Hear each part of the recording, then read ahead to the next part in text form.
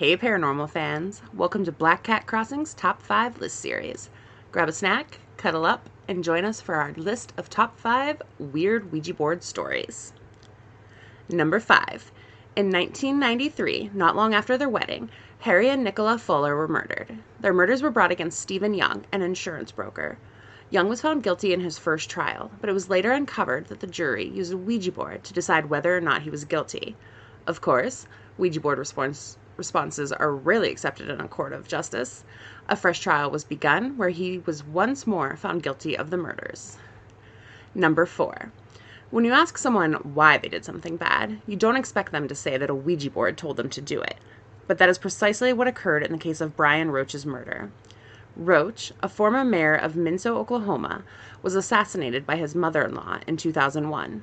Roach's mother-in-law assaulted him while he, his wife, and his 2 children were all playing with a Ouija board. She also tried to kill Roach's youngest daughter, whom she thought was possessed. A British family reportedly blamed their Ouija board for a variety of issues. The Carroll family's dog was first drowned and then mutilated by Paul Carroll.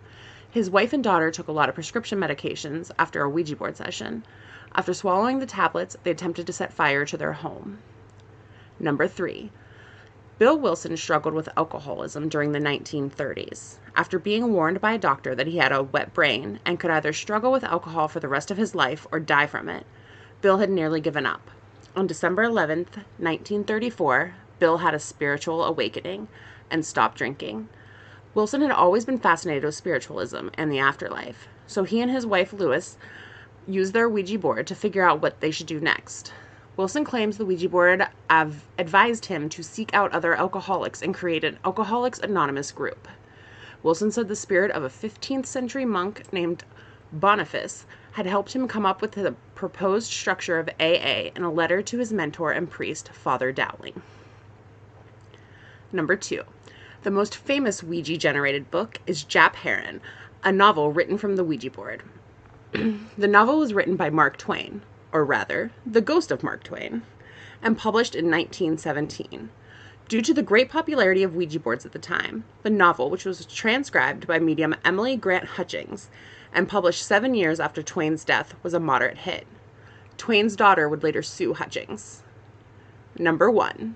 Mrs. Helen Dawn Peck left her $180,000 estate to a man named John Gale Forbes when she died in 1955, who she had met through her Ouija board in 1919, when she and her husband would speak with ghosts for entertainment.